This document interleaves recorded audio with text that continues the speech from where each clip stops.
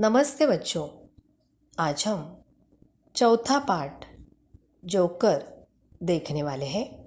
इस पार्ट में मुहावरे और कहावतों के बारे में बताया गया है।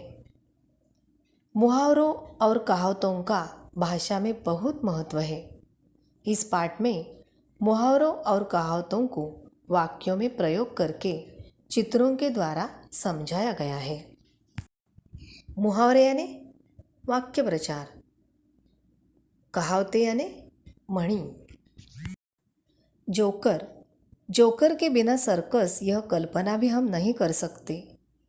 जोकर ही सर्कस का केंद्र बिंदु है। जोकर को देखते ही हम सब अपनी सारी परेशानियां भूलकर हंसते हैं। जोकर हमें हंसाकर हमारे मन को प्रसन्न कर देता है। जीवन में स्वास्थ्य की दृष्टि से हास्य के बहुत फायदे हैं। जोकर क्या करता है? जोकर अपनी कलाबाजियाँ दिखाकर सबको हंसाता रहता है, इसलिए जोकर सबको पसंद रहता है। प्रस्तुत पाठ में मुहावरों और कहावतों के द्वारा अपनी बात को कम से कम शब्दों में व्यक्त करने के लिए प्रेरित किया गया है। चलो देखते हैं। जोकर अपनी जान पर खेलकर कलाबाजियाँ दिखाता है। इस वाक्य में मुहावरे का वाक्यों में प्रयोग किया गया है। जान यानी प्राण, कलाबाजियाँ यानी कलाकार का खेल। जान पर खेलना, इस मुहावरे का मतलब है प्राणों की परवाह न करना। यहाँ चित्र में देखें, रस्सी पर जोकर चल रहा है।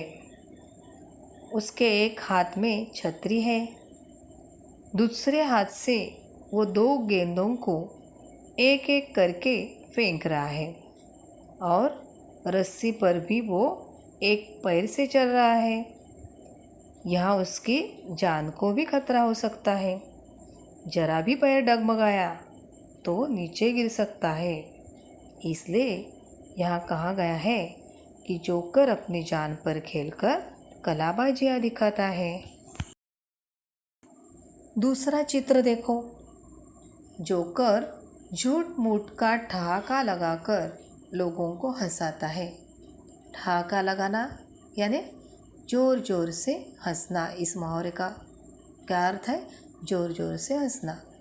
झूठ मूठ का यानी बिना किसी कारण जोकर जोर जोर से हंस रहा है और जोकर को देखकर लोग हंस रहे हैं। तो इस प्रकार जोकर झूठ मूठ का ठहाका लगाकर लोगों को हंसा रहा है। तीसरा चित्र देखो। उचित प्रतिसाद न मिलने पर जोकर मन मसोस कर रह गया। मन मसोस कर रह जाना यानी कुछ न कर पाना।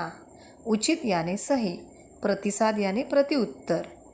जोकर ने लोगों को हंसाने की बड़ी कोशिश की, लेकिन लोगों की तरफ से उसे प्रतिसाद या प्रत्युत्तर नहीं मिला। तो जोकर बेचारा मन मसोस कर रह गया। मतलब जोकर कुछ नहीं कर पाया, वह दुखी हो गया।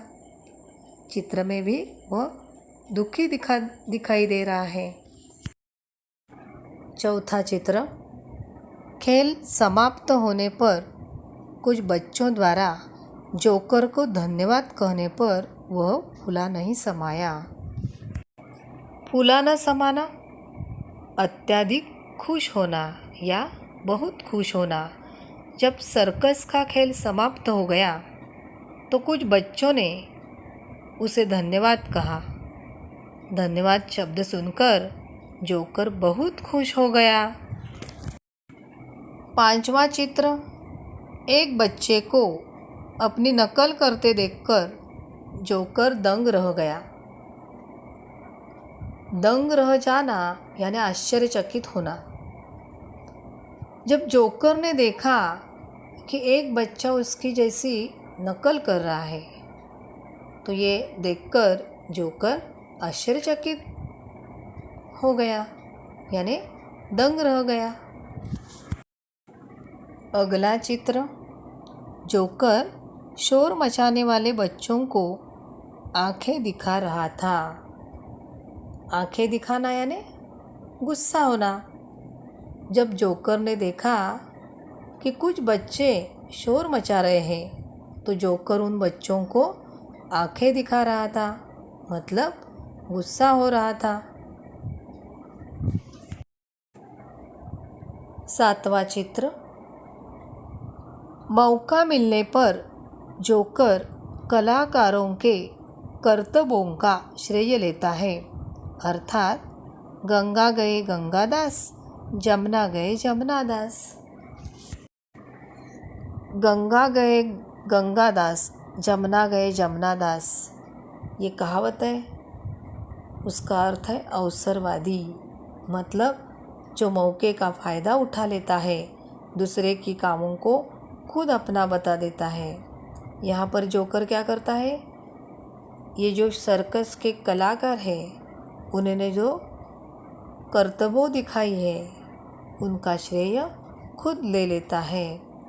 इसलिए कहा गया है गंगा गए गंगादास, जमुना गए जमुनादास। 8वां चित्र।